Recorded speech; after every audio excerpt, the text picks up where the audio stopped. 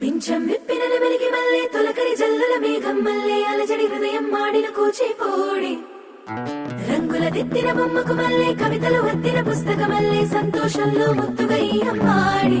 ఆరారు ఋతువుల అందం ఒకటిగా కలిపి వింతలు ఏడు పక్కకు జరిపే కొత్తగా పుంతలు తొక్కెను ఈ అరవిందం అమ్మమ్మో తాండవమాడే కృష్ణుడి నుండి వేణువ గానం తీయగ పండి రాధకు ప్రాణం ముప్పొంగే ఆనందం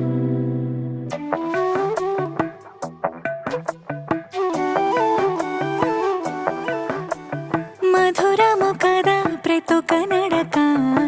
నీతో కలిసేలా